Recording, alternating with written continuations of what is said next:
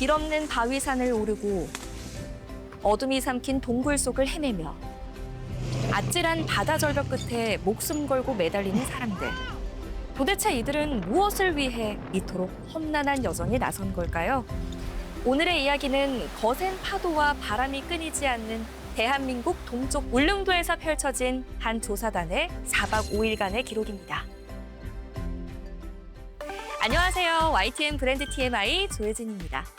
인트로 영상에서 인디아나 존스처럼 거침없는 탐험을 펼친 이들은 동북아 역사재단의 울릉도 독도 종합학술조사단인데요.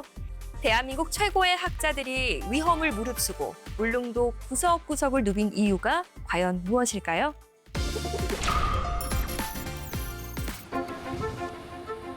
그 답을 찾기 위해선 오래전 거친 파도를 뚫고 이 섬을 지켜냈던 조선시대 수토제도부터 알아봐야 합니다. 찾을 수, 칠토, 즉 섬 구석구석을 수색하고 토벌한다는 뜻인데요. 조선 왕조가 1693년 안용복의 울릉도 쟁계이고 울릉도와 독도를 우리 영토로 명확히 단속하고 관리하기 위해 만든 국가 차원의 도서 관리 및 영토 순찰 제도였죠. 1699년부터 시행된 이 제도는 2년 혹은 3년에 한 번씩 수토관으로 파견해 울릉도에 몰래 들어와 나무를 베어가거나 고기를 잡던 외인을 수색해 쫓아내고 섬의 지형과 진상품을 조사해 조정에 보고하는 임무를 수행했는데요.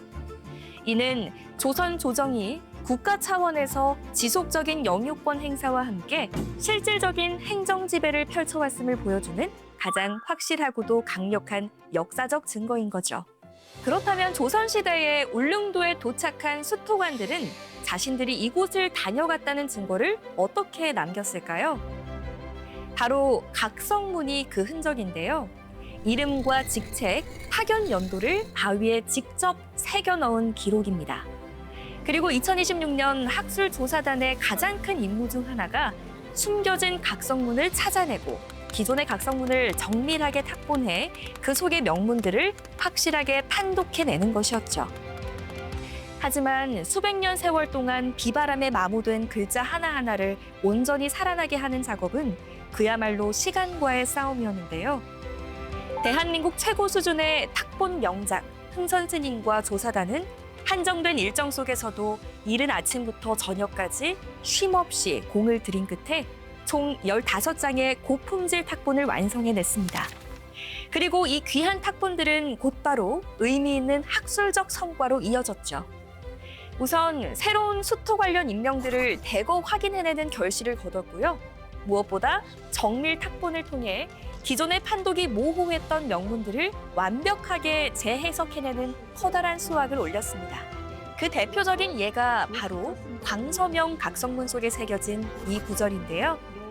그동안은 단순한 관직을 뜻하는 사자로 읽혔던 글자를 이번 탁본을 통해 백성들이 신뢰하고 의지하는 목민관, 즉 원림이나 수령을 뜻하는 후자로 명확히 해독해낸 겁니다. 덕분에 아후설에, 즉 우리 수령이 서쪽 육지에서 이곳으로 오셨다는 문장의 진짜 의미가 선명하게 살아난 것인데요.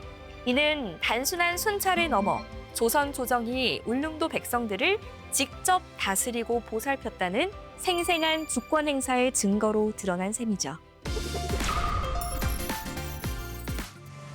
거친 파도가 몰아치는 바다 한가운데 저반조차 힘든 바위에 매달리는 조사단.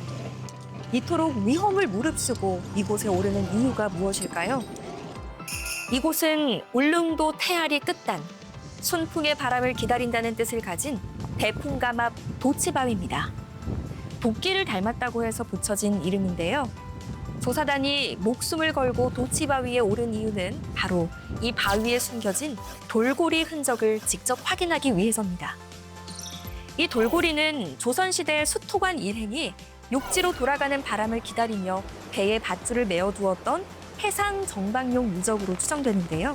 가파른 암벽을 자세히 들여다보면 2개의 구멍을 한 쌍으로 뚫어놓은 최소 24개의 돌고리가 선명하게 드러납니다.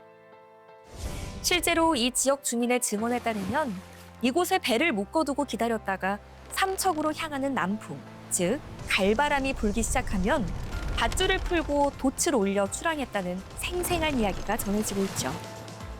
조사단은 직접 만든 장비로 정박 과정을 실증하려 했지만 2m에 육박하는 거센 파도로 아쉽게 철수해야만 했는데요. 비록 완벽한 실증에는 실패했지만 구전으로만 전해지던 정박 가능성을 현장에서 직접 확인해낸 값진 첫발이었죠.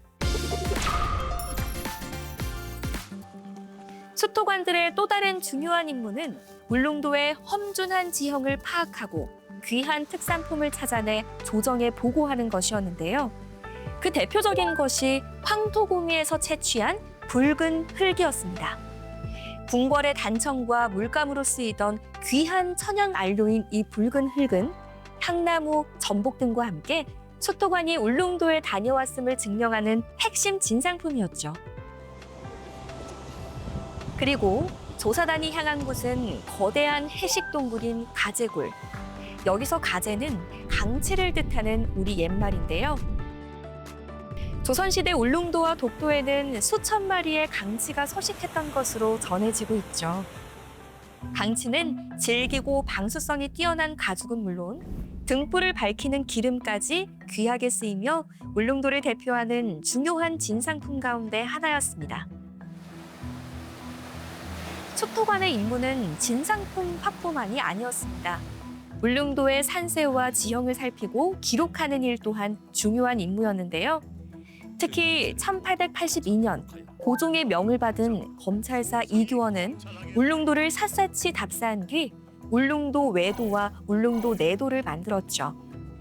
조사단 역시 길조차 없는 험한 산길을 헤치고 숨이 턱까지 차오르는 능선을 오르며 이규원의 발자취를 따라가는데요. 내 숨소리가 그까지 들렸나 봐.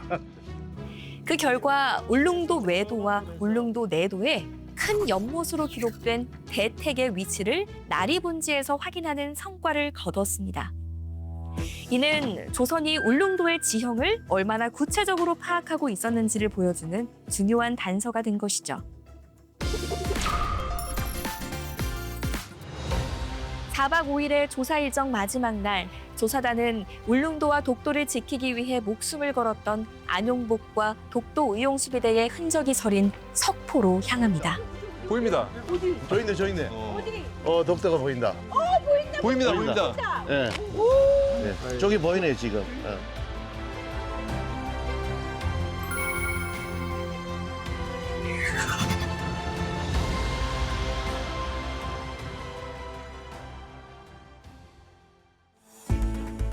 조선시대 수토관들의 험난했던 발자취를 따라 문헌 속 기록들을 역사적 사실로 다시 입증해낸 4박 5일간의 여정. 우리의 영토 주권은 감정이나 단순한 구호가 아닌 철저한 역사적 진실과 실증적 연구가 바탕이 될 때 비로소 단단해집니다. 역사를 잊지 않고 현장에서 치열하게 입증해가는 이 뜨거운 노력이야말로 우리 영토를 지켜내는 가장 강력하고 위대한 힘인 것이죠. 오늘 YTN 브랜드 TMI에서는 지난 4월에 진행된 울릉도 독도 종합학술조사의 생생한 현장을 전해드렸는데요.